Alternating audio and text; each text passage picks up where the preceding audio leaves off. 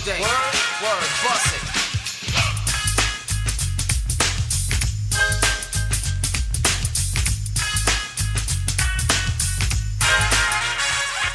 Informer, you know say that I'm a snowman, I go blame. I keep on down. Take the man that say that I'm a snowman, stab somebody down the lane.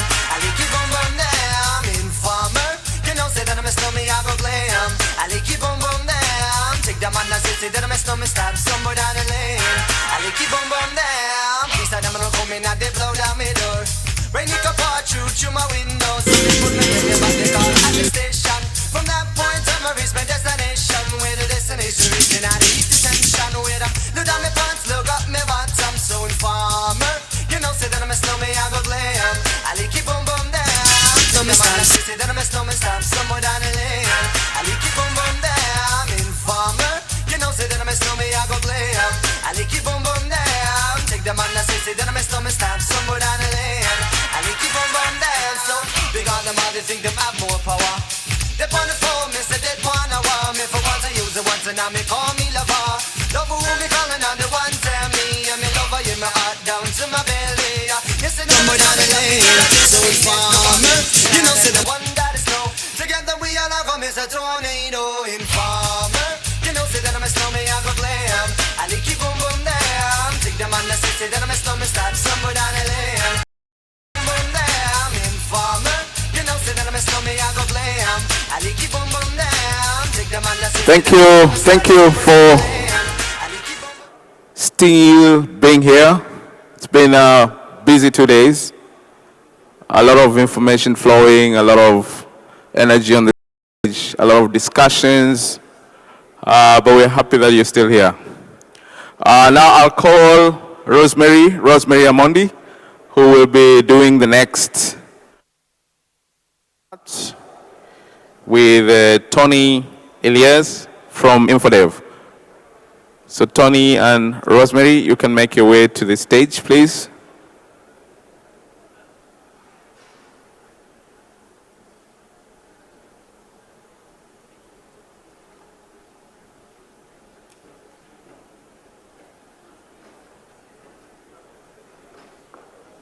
Hello. Thank you. Okay.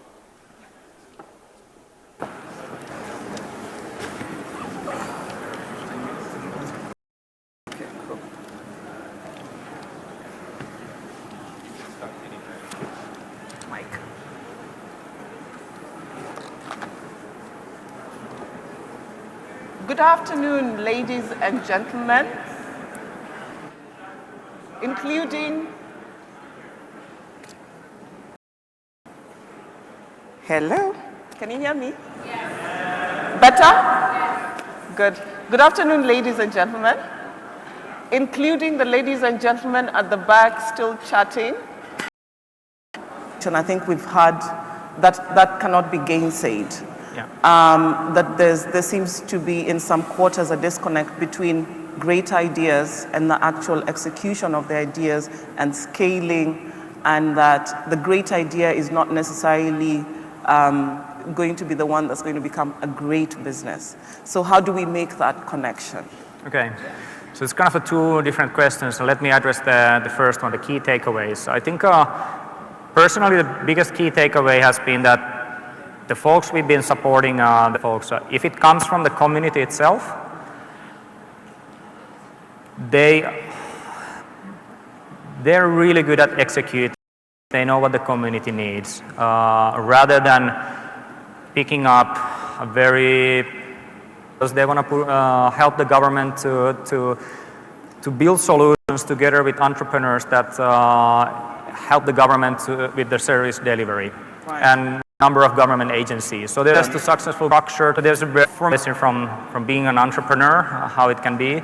But we have a very strong policy team. We have people who look at the best practices, benchmark in terms of how innovation systems, how innovation policies should be built. So I think the best approach is that you combine people with policy experience, people with private sector entrepreneurship experience like myself and some of my colleagues at Infodev, and we work to government authorities. I think every single country is different, and I'm being very blown away this compared to some of the other ecosystems, for example, in Asia, especially some of the smaller markets, or in the Caribbean. I think you guys are doing a good job. And I wish I could say that, we put a little drop in the game, move that, but... On Twitter, like, I just kept liking their posts till they decided to invest. And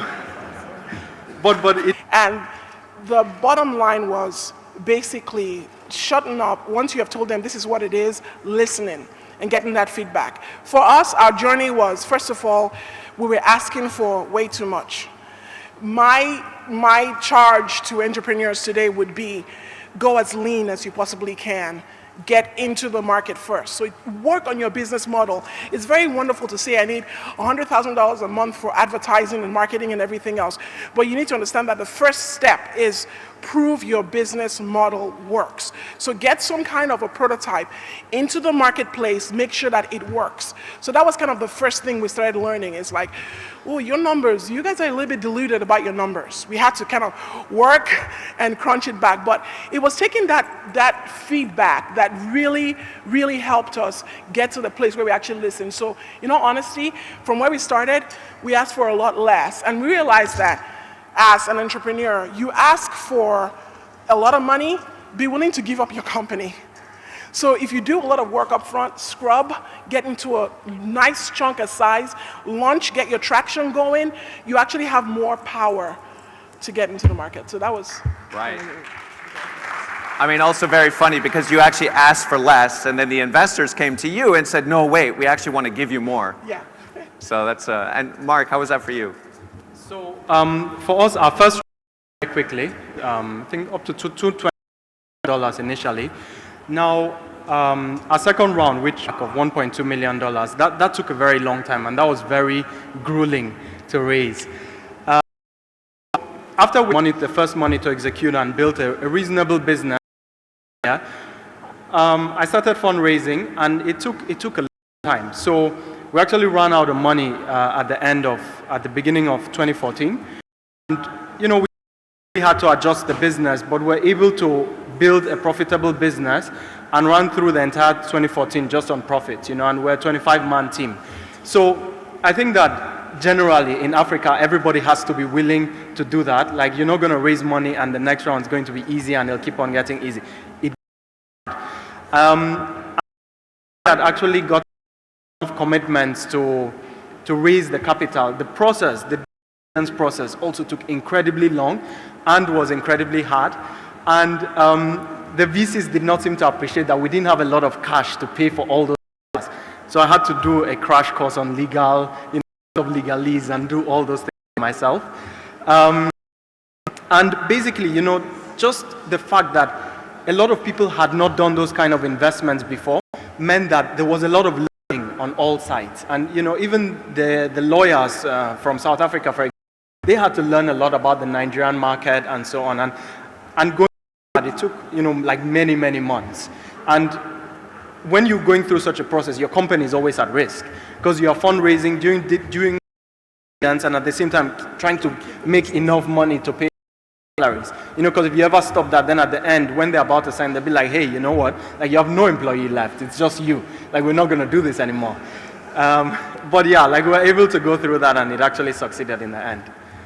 Well, we've, in the last 2 days, launched 30 pretty amazing companies here on the stage again.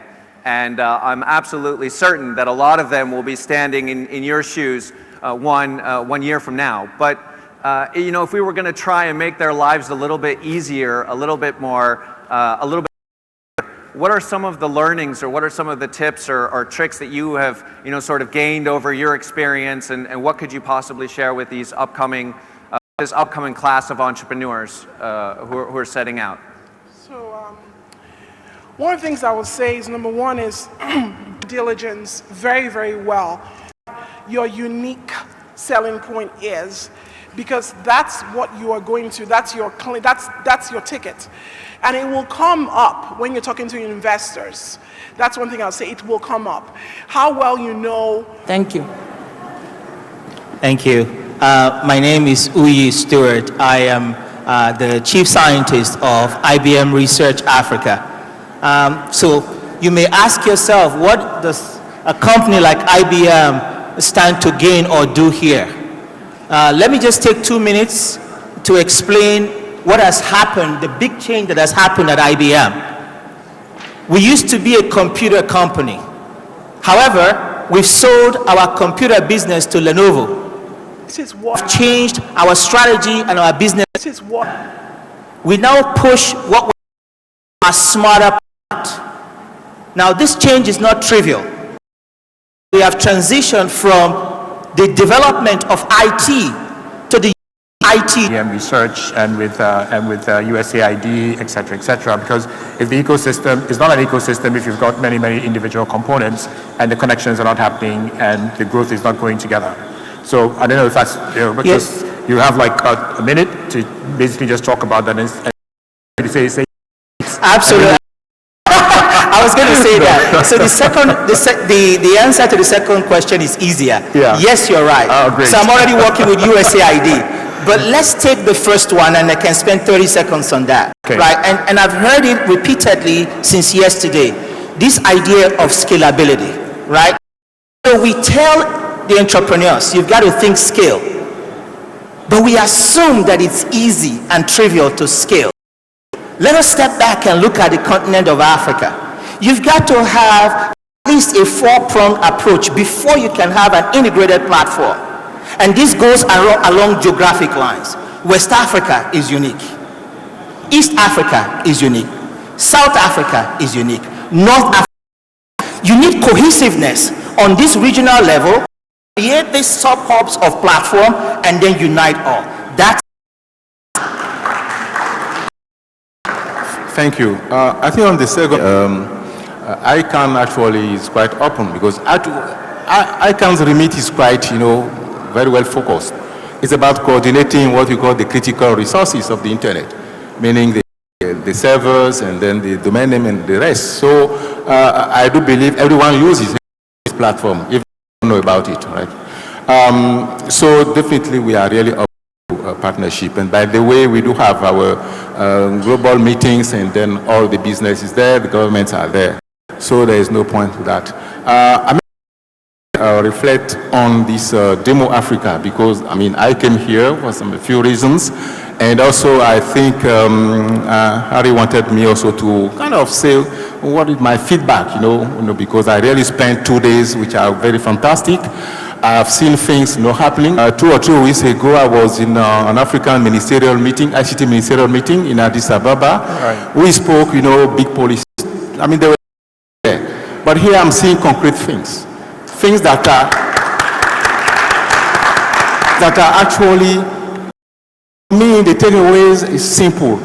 Community matters. Meaning, it's not about transforming the whole globe or 1 billion people. It's about community. It's about solving local issues with local solutions. That's something which I really believe in it. So definitely